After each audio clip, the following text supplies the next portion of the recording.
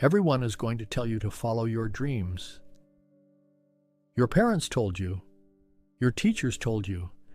Every graduation speech you ever sat through told you. Every motivational poster in every waiting room you have ever sat in told you, follow your dreams, believe in yourself, never give up. I'm 84 years old, and I need to tell you something that nobody in that industry will ever say. Some of your dreams are killing you.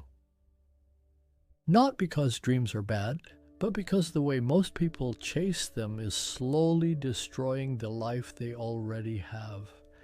And by the time they figure that out, it is very late. Let me tell you about a man named Vincent. It was 1968. Vincent was 34 years old. He had a wife named Carol, 2 children under the age of 6, a steady job as an accountant in Cleveland, and a dream. Vincent wanted to be a novelist. He had wanted it since he was 19. He had a drawer full of chapters, a talent his writing teacher had called genuinely remarkable, and he had spent 15 years doing nothing serious with it. Not because he was lazy. Vincent worked 60-hour weeks. He coached his son's baseball team on Saturdays. The problem was that Vincent had decided the only acceptable version of his dream was the complete version, the published novelist, the literary career, the whole thing. And because the complete version felt so impossibly far from where he was standing, he never took a single step toward it. Instead, he did something much more common and much more damaging. He carried the dream like a wound. Every day he went to the accounting firm and did work he was good at but didn't love. And every day the distance between where he was and where he believed he should be grew a little wider. And that distance produced resentment, not at anyone in particular, at everything, at the job, at the mortgage, at the children who needed things, and the wife who needed things, and the life that kept demanding his attention. He became slowly and then all at once a bitter man. I knew Vincent for 22 years. We were neighbors from 1971 until 1993 when he died of a heart attack at 59. In 22 years, he never finished the novel. He started it 4 more times. He took a sabbatical in 1979 to write it full-time and came back 8 months later with 200 pages he described as unpublishable. He never stopped talking about it. The novel was always coming, always the thing that was going to make everything make sense.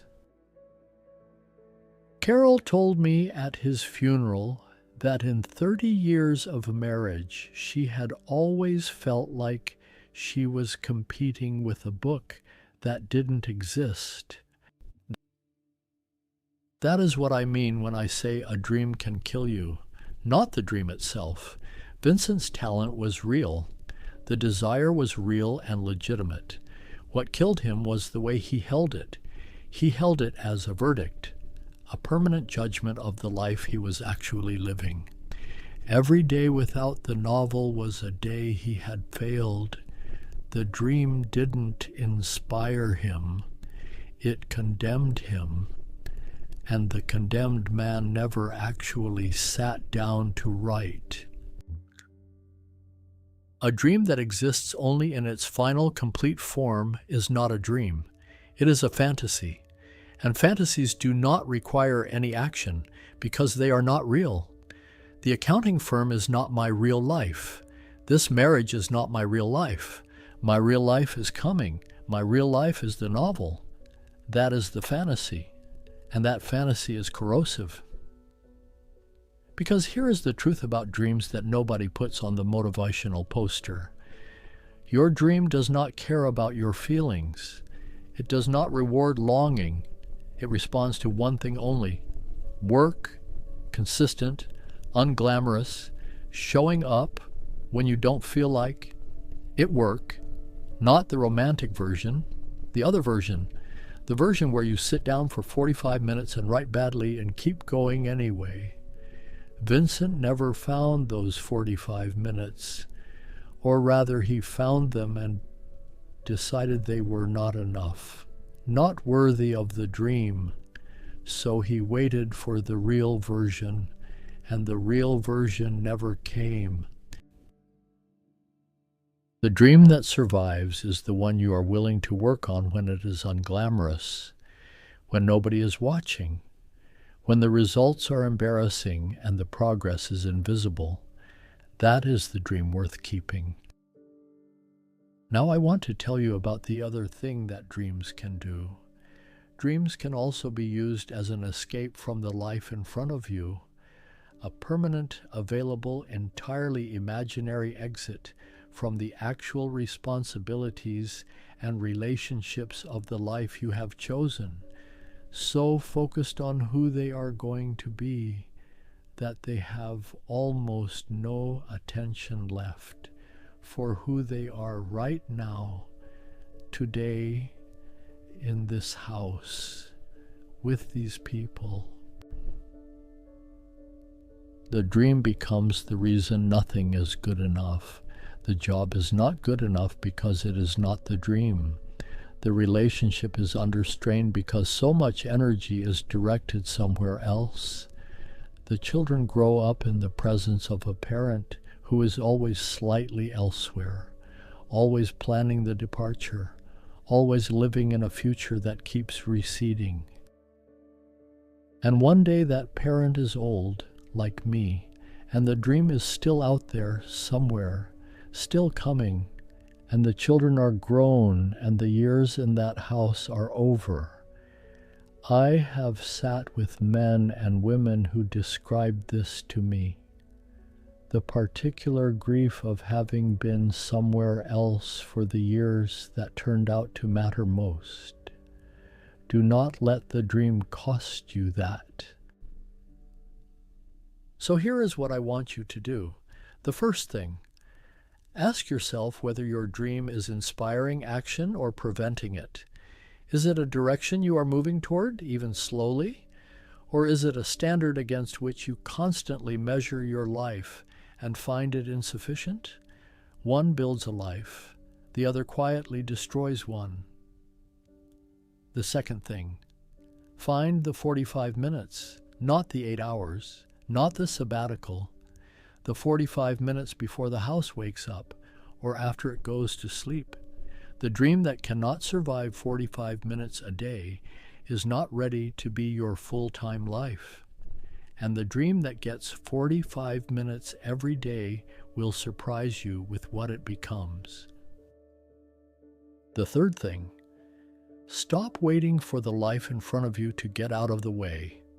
The job, the mortgage, the children, these are not obstacles between you and your dream. They are your life. Vincent waited his whole life for the accounting firm to get out of the way. It never did.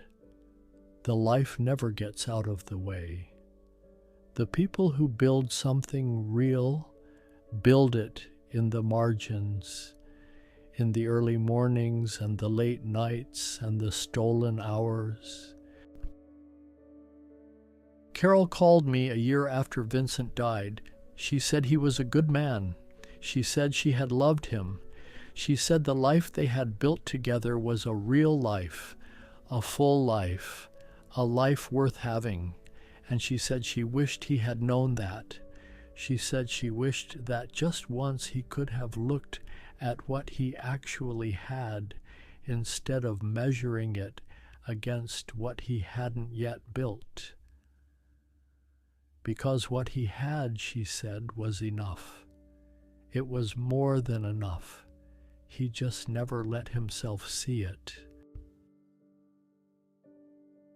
Follow your dreams, but don't let them blind you to your life. The life you have right now is also worth something. Don't wait until it's gone to figure that out.